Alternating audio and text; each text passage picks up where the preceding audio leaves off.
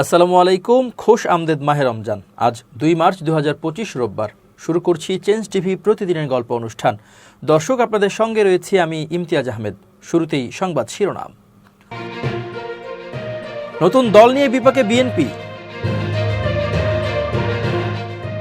30 জুনের মধ্যে প্রকাশ হবে চূড়ান্ত ভোটার তালিকা। ডিজিএফআই এর ডিজির বাসায় কেঁচো খুঁড়তে বের হলো সাপ। এবার বিস্তারিত। নতুন দল নিয়ে খানিকটা বিপদেই পড়েছে বিএনপি। পক্ষে থাকবে না বিপক্ষে থাকবে, এ নিয়ে পড়েছে দোটানায়। বৈষম্য বিরোধী শিক্ষার্থী প্ল্যাটফর্মের নেতাদের নতুন রাজনৈতিক দল গঠনের পর এখন অন্তর্বর্তী সরকারের নিরপেক্ষতার দিকে আরও সজাগ দৃষ্টি রাখবে বিএনপি। নবগঠিত রাজনৈতিক দলটি সরকারের কাছ থেকে কোনো সুবিধা পাচ্ছে কিনা সেদিকটি তারা নজরে রাখবে। বিএনপি আশা করে ছাত্র জনতার অভ্যুত্থানের মাধ্যমে গঠিত এই সরকার জনগণের প্রত্যাশা ও আকাঙ্ক্ষা অনুযায়ী একটি অবাধ, সুষ্ঠু ও নিরপেক্ষ নির্বাচন জাতিকে উপহার দেবে। তারা এর কোনো ব্যত্যয় ঘটাবে না। দলটি সেই আস্থা বর্তমান অন্তর্বর্তীকালীন সরকারের উপর রাখতে চায়, যে কারণে নিরপেক্ষতার প্রশ্নে এতদিন সরকারকে সতর্ক করার আহ্বান জানিয়ে আসা বিএনপি এখনই তাদের সরকারি কাঠগড়ায় দাঁড় করাতে চায় না। বিএনপি এখন সার্বিক পরিস্থিতি গভীরভাবে পর্যবেক্ষণ করছে। দলটির নীতি নির্ধারণী পর্যায়ের একাধিক নেতার সঙ্গে কথা বলে এমনটা জানা গেছে। দীর্ঘদিন ধরে আলোচনার পর গত শুক্রবার রাজধানীর মানিক মিয়া অ্যাভিনিউয়ে নাহিদ ইসলামকে আহ্বায়ক এবং আখতার হোসেনকে সদস্য সচিব করে 171 সদস্য বিশিষ্ট ছাত্র তরুণদের নতুন রাজনৈতিক দল জাতীয় নাগরিক পার্টির আত্মপ্রকাশ ঘটেছে। বিএনপি ছাত্রদের এই নতুন দলকে সাধুবাদ জানিয়েছে এবং আত্মপ্রকাশ অনুষ্ঠানে দলের 2জন প্রতিনিধিও পাঠিয়েছে। বিএনপি যে বহুদলীয় গণতন্ত্রে বিশ্বাসী, সেটাকে ধারণ করেই নতুন এই দলকে স্বাগত জানিয়েছে তারা। তবে বিএনপি ছাত্রদের নতুন দলের কার্যক্রমের দিকে যেমন নজর রাখবে, তেমনি সরকারের নিরপেক্ষতার দিকেও তাদের নজর থাকবে। কারণ শুরু থেকেই বিএনপি বলে আসছিল, সরকার থেকে কিংবা সরকারের পৃষ্ঠপোষকতায় নতুন দল গঠিত হলে সরকারের নিরপেক্ষতা প্রশ্নবিদ্ধ হবে। সেক্ষেত্রে নির্বাচনের সময় নিরপেক্ষ সরকারের বিষয়টি আবার সামনে চলে আসবে। বিএনপির বেশ কয়েকজন নেতা এও বলেছেন, বৈষম্য বিরোধী ছাত্র প্ল্যাটফর্ম থেকে 3 জন অন্তর্বর্তী সরকারের উপদেষ্টার দায়িত্ব নেন। এদের মধ্যে তথ্য ও সম্প্রচার এবং ডাক টেলিযোগাযোগ ও তথ্য প্রযুক্তি উপদেষ্টা নাহিদ ইসলাম পদত্যাগ করে নতুন দলের দায়িত্ব নিয়েছেন। অন্য 2জন স্থানীয় সরকার, পল্লী উন্নয়ন ও সমবায় উপদেষ্টা আসিফ মাহমুদ সজীব ভুইয়া এবং তথ্য ও সম্প্রচার উপদেষ্টা মোহাম্মদ মাহফুজ আলম রাজনৈতিক দলের সঙ্গে যুক্ত নন বলে এরই মধ্যে স্পষ্ট করেছেন। তবে বিএনপি মনে করছে ওই 2 উপদেষ্টার থেকেও ছাত্রদের নতুন দল রাজনৈতিক বেনিফিট পেতে পারে। কারণ 2জনই অভ্যুত্থানের প্রথম সারির নেতা হওয়ায় ছাত্রদের নতুন দলের প্রতি তাদের এক ধরনের দুর্বলতা থাকতে পারে। তাছাড়া তাদের নির্বাচন করারও সম্ভাবনা আছে। তেমনটি হলে একটি অবাধ ও নিরপেক্ষ নির্বাচনের স্বার্থে সরকারের নিরপেক্ষতা বজায় রাখার জন্য তাদের সরকার থেকে সরে এসে রাজনীতিতে সম্পৃক্ত হওয়া প্রয়োজন। বিএনপি চায় না ডক্টর মোহাম্মদ ইউনূসের নেতৃত্বাধীন বর্তমান অন্তর্বর্তী সরকার ব্যর্থ হোক। দলটি মনে করে অন্তর্বর্তী সরকারের ব্যর্থতা মানে গণতন্ত্রকামী মানুষের ব্যর্থতা। এমনটা হলে সংকট আরও ঘনীভূত হবে। ছাত্রদের নতুন দল গঠনের আলোচনা যখন চলছিল, তখন বিএনপির পক্ষ থেকে বলা হয়েছিল নতুন দল করতে হলে সরকার থেকে পদত্যাগ করতে হবে। এমনটা হলে তারা সেই দলকে স্বাগত জানাবে। তবে সরকারি পৃষ্ঠপোষকতায় কোনো দল গঠিত হলে অন্তর্বর্তী সরকারের নিরপেক্ষতা প্রশ্নবিদ্ধ হবে। বিশ্লেষকরা বলছেন, ভোটের মাঠে আগে কেবল জামাতই ছিল বিএনপির প্রতিপক্ষ। এখন ছাত্রদের নতুন দল জাতীয় নাগরিক পার্টিও প্রতিপক্ষ হিসেবে সামনে আসছে। ফলে হিসেব নিকেশ করতে জটিলতায় পড়ছে দলটি। বাংলাদেশ ভারতের মধ্যে 1996 সালে ফারাক্কার পানি চুক্তি কার্যকর হয়। এ চুক্তির 30 বছরের মেয়াদ আগামী বছর শেষ হবে। বাংলাদেশ পানি সম্পদ মন্ত্রণালয়ের একটি উচ্চ পর্যায়ের প্রতিনিধি দল সোমবার 5 দিনের সফরে ভারতের কলকাতায় যাবে। এই সফরে বাংলাদেশ প্রতিনিধি দল ফারাক্কার পানি বন্টন নিয়ে ভারতের সাথে বৈঠক সহ ফারাক্কা বাঁধ ঘুরে দেখবেন। ভারতের সংবাদ মাধ্যম দ্য ওয়াল এ খবর প্রকাশ করেছে। বাংলাদেশ প্রতিনিধি দলের জন্য পর্যাপ্ত নিরাপত্তা ব্যবস্থা করতে ভারত সরকারের জলশক্তি মন্ত্রণালয়ের সিনিয়র কমিশনার আর সাম্ভারিয়া চিঠি দিয়েছেন পশ্চিমবঙ্গের মুখ্য সচিব মনোজ পন্থকে। ভারত ও বাংলাদেশের মধ্যে বহমান 54টি নদীর পানি নিয়ে 2 দেশের মধ্যে আলোচনা হবে যুগ্ম নদী কমিশনে। এই কমিশনের বাংলাদেশের সদস্য ডাক্তার মোহাম্মদ আব্দুল হোসেন প্রতিনিধি দলের নেতৃত্ব দেবেন। সোমবার প্রতিনিধি দলটি বিমানে কলকাতায় পৌঁছানোর পর এদিনই ট্রেনে ফারাক্কা যাবেন। 5 মার্চ তারা ফারাক্কায় পানির প্রবাহ সংক্রান্ত পরিসংখ্যান সরেজমিনে খতিয়ে দেখবেন। 6 ও 7 মার্চ কলকাতায় একটি 5 তারা হোটেলে দুই দেশের প্রতিনিধি দলের বৈঠক হবে।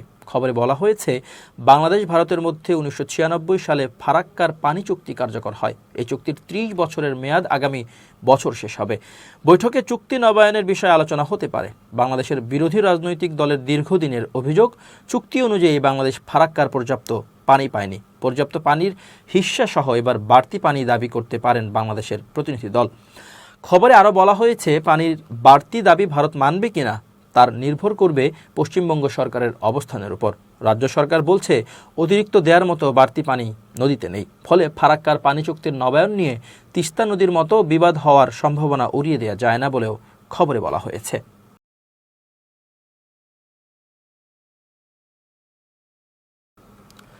কেঁচো খুঁড়তে বেরিয়ে এলো সাপ। প্রতিরক্ষা গোয়েন্দা মহাপরিদপ্তর ডিজিএফআই এর সাবেক প্রধান অবসরপ্রাপ্ত লেফটেন্যান্ট জেনারেল সাইফুল আলমের বাসা থেকে প্রায় 2.5 কোটি টাকা উদ্ধার করেছে দুর্নীতি দমন কমিশন দুদক।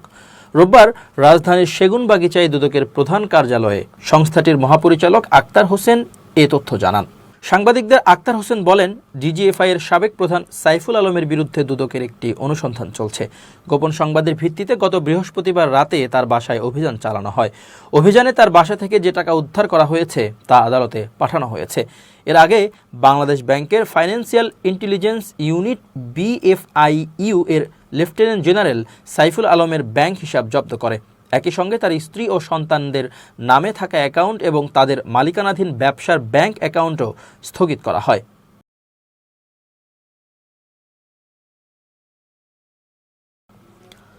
আগামী 30 জুনের মধ্যে আবারও চূড়ান্ত ভোটার তালিকা প্রকাশ করা হবে বলে জানিয়েছেন নির্বাচন কমিশনার আবুল ফজল মোহাম্মদ সানাউল্লাহ। রোববার ভোটার দিবস উপলক্ষে আয়োজিত এক অনুষ্ঠানে এসব কথা বলেন তিনি। সানাউল্লাহ বলেন, আজকে 2024-এর উপাত্তের আলোকে আইনি বাধ্যবাধকতার কারণে চূড়ান্ত ভোটার তালিকা প্রকাশ করা হয়েছে, কিন্তু বাড়ি বাড়ি গিয়ে যেসব উপাত্ত পাওয়া গেছে সেগুলো আবারও যুক্ত হবে, মৃত ভোটাররা বাদ পড়বে। তিনি বলেন, আবারও একটা সাপ্লিমেন্টারি ভোটার তালিকা হবে, সেটার সঙ্গে সমন্বয় করে 30 জুনের মধ্যে আবারও চূড়ান্ত ভোটার তালিকা আপনারা দেখতে পাবেন। সবাইকে মিলেমিশে ভোট দেওয়ার আহ্বান জানিয়ে আবুল ফজল মোহাম্মদ সানাউল্লাহ বলেন, সবাই মিলেমিশে ভোট দেব। এটি স্বচ্ছ প্রক্রিয়ার মাধ্যমে একটি উৎসব। আমরা রক্ত দেখতে চাই না, হানাহানি দেখতে চাই না, চুরি বাটপারি দেখতে চাই না, ছিনতাই, ব্যালট পেপার সরিয়ে নেওয়া ইত্যাদি দেখতে চাই না, রাতের বেলায় সিল মারা দেখতে চাই না, কোনো কর্তৃপক্ষের প্রভাব দেখতে চাই না। ভোটার তালিকা স্বচ্ছ ও সবার কাছে গ্রহণযোগ্য হবে বলে আশা প্রকাশ করেন এই কমিশনার।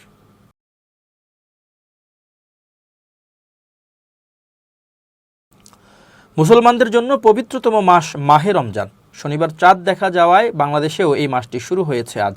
দীর্ঘ 1 মাস রোজা রাখার পর সবচেয়ে বড় ধর্মীয় উৎসব ঈদ উল ফিতর উদযাপন করবে মুসলমানরা। অথচ সেই উৎসবেও আনন্দ থাকবে না জুলাই অভ্যুত্থানে শহীদ পরিবারের ঘরে।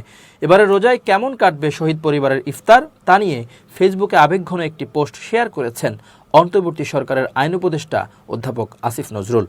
পোস্টটি জুলাই অভ্যুত্থানে শহীদ হওয়া মীর মুগ্ধর যমজ ভাই মীর স্নিগ্ধর, যেখানে স্নিগ্ধ লিখেছেন, সবাই পোস্ট দিচ্ছে, ইফতারের মূল ইনগ্রিডিয়েন্টস হলো পরিবার। আমার পরিবারটা তো আর কখনো পরিপূর্ণ হবে না। বিগত বছরগুলোতে আম্মুকে দেখতাম মুগ্ধর খুলনা থেকে আসার জন্য অপেক্ষায় প্রতিটি ইফতারের সময় বলতো, কি দিয়ে জানি ইফতার করতেছে খুলনাতে। আর যখন আসতো আম্মুর মুখে একটা হাসি লেগেই থাকতো আর স্পেশাল আইটেম রেডি করতো। মুগ্ধর সামনেই আমরা কত খেপাইতাম আম্মুকে, এই বলে যে তোমার প্রিয় ছেলে আসছে, এখন তো ভালো ভালো রান্না করবাই। আমি জানি আজকে ইফতারের সময় আম্মু কাঁদবে, অবশ্যই কাঁদবে, আর বলবে আমার মুগ্ধটা আর বাড়ি ফিরবে না। হাজারটা সন্তানের মা আজকে কাঁদবে এবং এই কান্না থামানো কারো পক্ষে সম্ভব না। ওপারে ভালো থাকুক সব শহীদরা। রমজান মোবারক বাংলাদেশ।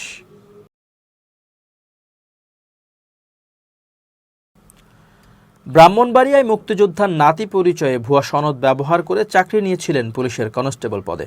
দীর্ঘ 12 বছর পর তদন্তে তার প্রতারণার বিষয়টি উদ্ঘাটিত হওয়ার পর মোহাম্মদ শেখ সুমন নামে ওই পুলিশ সদস্যকে গ্রেপ্তার করা হয়েছে। শুক্রবার বিকেলে আখাউড়া ইমিগ্রেশন চেকপোস্ট দিয়ে ভারত থেকে দেশে ফিরলে গোপন সংবাদের ভিত্তিতে ব্রাহ্মণবাড়িয়া সদর থানা পুলিশ তাকে গ্রেপ্তার করে। মামলার এজাহার সূত্রে জানা গেছে, আখাউড়া উপজেলার মোগরা গ্রামের বাসিন্দা নান্নু মিয়ার ছেলে মোহাম্মদ সুমন 2012 সালে পুলিশের ট্রেইনি রিক্রুট কনস্টেবল পদে চাকরি লাভ করেন। তিনি মুক্তিযোদ্ধার নাতি কোটায় নিয়োগ পাওয়ার জন্য প্রতিবেশী মোহাম্মদ হোসেন মিয়ার মুক্তিযোদ্ধা সনদ দাখিল করেন। তদন্তে প্রমাণিত হয়েছে হোসেন মিয়া তার দাদা নন। 2024 সালের 21 অক্টোবর স্থানীয় যুবক মোহাম্মদ ফরহাদ মিয়া পুলিশ সুপারের কার্যালয়ে লিখিত অভিযোগ দায়ের করেন। অভিযোগের ভিত্তিতে তৎকালীন কসবা সার্কেলের সহকারী পুলিশ সুপার মোহাম্মদ দেলোয়ার হোসেন বিষয়টি তদন্ত করেন। সাক্ষ্য প্রমাণ পর্যালোচনা শেষে অভিযোগের সত্যতা পাওয়া যায়। প্রকৃতপক্ষে মোহাম্মদ সুমনের দাখিল করা বীর মুক্তিযোদ্ধা মোহাম্মদ হোসেন মিয়া তার দাদা নন। সুমনের দাদার নাম আলতাফ আলী হোসেন। তিনি বীর মুক্তিযোদ্ধা মোহাম্মদ হোসেন মিয়ার নাতি না হয়েও ইচ্ছাকৃতভাবে অন্যের মুক্তিযোদ্ধা সনদ দাখিল করে পুলিশ কনস্টেবল পদে নিয়োগ পেয়ে যাবতীয় বেতন ও রেশন সহ অন্যান্য সরকারি সুযোগ সুবিধা গ্রহণ করেছেন বলে প্রতিবেদনে উল্লেখ করা হয়। কুমিল্লার বুড়িচং থানায় কর্মরত থাকা কনস্টেবল সুমনের বিরুদ্ধে অভিযোগের তদন্ত চলাকালেই গত বছরের 1 ডিসেম্বর ব্যক্তিগত ও পারিবারিক কারণ দেখিয়ে তিনি চাকরি থেকে স্বেচ্ছায় অব্যাহতি নেন। 21 ডিসেম্বর তার বিরুদ্ধে ব্রাহ্মণবাড়িয়া সদর মডেল থানায় মামলা দায়ের করা হয়। ব্রাহ্মণবাড়িয়া সদর মডেল থানার ভারপ্রাপ্ত কর্মকর্তা মোহাম্মদ মোজাফফর হোসেন বলেন, গোপন সংবাদের ভিত্তিতে আখাউড়া ইমিগ্রেশন চেকপোস্ট এলাকা থেকে মোহাম্মদ সুমনকে গ্রেপ্তার করা হয়। শনিবার বিকেলে আদালতের মাধ্যমে তাকে জেলা কারাগারে পাঠানো হয়েছে। এবার খুব জরুরি 1 মিনিট জানাচ্ছেন ইউনেস্কো ক্লাব পুরস্কার বিজয়ী সাংবাদিক আমিরুল মোমিন মানিক। খুব জরুরি 1 মিনিটে প্রত্যেককে আমন্ত্রণ। তরুণদের মধ্যে অনেকের কাছে ধর্ণা দিয়ে বলি যে আমাকে যদি এই সুযোগটি দেন তাহলে আমি ভালো থাকতে পারবো। কিন্তু মনে রাখবেন, আপনার ভালো থাকা না থাকা ওই প্রতিষ্ঠান বা সংস্থার কাছে গুরুত্বপূর্ণ নয়। সেজন্যে আপনি যদি বলেন যে আমাকে এই সুযোগটি দিলে আপনার প্রতিষ্ঠান, সংগঠন বা সংস্থা এইভাবে উপকৃত হবে, তখন কিন্তু ওই প্রতিষ্ঠান বা সংশ্লিষ্ট ব্যক্তিবর্গ আপনার প্রতি আগ্রহান্বিত হবে। প্রিয় বন্ধুরা, সেই জন্যে কথায় মুগ্ধ করবারও ক্ষমতা তৈরি করা দরকার নিজেদের মধ্যে। তাহলে সফলতা খুব দ্রুত গতিতে আপনার পাকে স্পর্শ করবে। ভালো থাকুন, শুভেচ্ছা নিরন্তর। এবার দেশের বাইরের খবর। নরওয়ের বৃহৎ জ্বালানি তেল কোম্পানি হাল্টবাক বাংকার্স ঘোষণা দিয়েছে তারা আর যুক্তরাষ্ট্রের নৌবাহিনীকে জ্বালানি দেবে না। মার্কিন প্রেসিডেন্ট ডোনাল্ড ট্রাম্প ও ইউক্রেনের প্রেসিডেন্ট জেলেনস্কির বিতর্কের পর এই সিদ্ধান্ত নেওয়া হয়েছে। খবর এক্সপ্রেসের। কোম্পানিটি জানিয়েছে, ট্রাম্প ইউক্রেনকে যেভাবে অসম্মান করেছেন তা মেনে নেওয়া যায় না। ইউক্রেনের প্রেসিডেন্ট যে সংযম দেখিয়েছেন তা প্রশংসনীয়, তবে যুক্তরাষ্ট্র যা করেছে তা ছিল এক প্রকার ছলনা, যা আমাদের অসুস্থ বোধ করিয়েছে। তাই আমরা সঙ্গে সঙ্গে সিদ্ধান্ত নিয়েছি নরওয়ের বন্দরে থাকা মার্কিন বাহিনীকে জ্বালানি সরবরাহ বন্ধ করব। কোম্পানিটির মালিক গুনার গ্রান নরওয়ের সংবাদ মাধ্যমকে জানান, ট্রাম্প যতদিন ক্ষমতায় আছেন আমেরিকানদের এক ফোঁটাও জ্বালানি দেব না। আমরা একটি বেসরকারি প্রতিষ্ঠান এবং আমাদের গ্রাহক বেছে নেওয়ার অধিকার আমাদের রয়েছে। তিনি আরও বলেন, পুতিনের আগ্রাসনের পর আমরা রাশিয়ানদের জ্বালানি সরবরাহ বন্ধ করেছিলাম। এতে আমাদের প্রতিযোগীরা বাড়তি লাভের সুযোগ পেয়েছিল। আমরা আর্থিকভাবে ক্ষতিগ্রস্ত হয়েছি, কিন্তু আমাদের নৈতিক অবস্থান অটুট রয়েছে।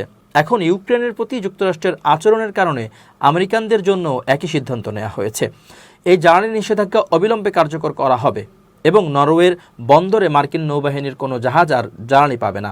হাল্টবাক বাংকার্স বিবৃতিতে ইউরোপের অন্যান্য প্রতিষ্ঠানকেও একই ধরনের সিদ্ধান্ত নেওয়ার আহ্বান জানিয়েছে। এদিকে জেলেনস্কি সামাজিক যোগাযোগ মাধ্যমে একাধিক পোস্টে বলেন, আমরা মার্কিন জনগণ এবং সরকারকে সবসময় কৃতজ্ঞতার সঙ্গে স্মরণ করি। তিনি আরও বলেন, আমাদের সম্পর্ক কেবল 2 নেতার মধ্যকার নয়, বরং আমাদের জনগণের মধ্যে ঐতিহাসিক ও মজবুত বন্ধন রয়েছে। দর্শক, শেষ করছি প্রতিদিনের গল্পের আজকের গল্প। changeTV.press বাংলাদেশের ইউটিউব জার্নালিজমের অগ্রদূত। ভিজিট করুন এর ওয়েবসাইট www.changetv.press, youtube.com/changetvpress এবং সাবস্ক্রাইব করুন চ্যানেলটি। নিয়মিত লাইক, কমেন্ট ও শেয়ার করে আপডেট রাখুন নিজেকে। ভালো থাকুন, নিরাপদে থাকুন, শুভেচ্ছা নিরন্তর। changetv.press, এক ফোঁটা হলুদ নেই।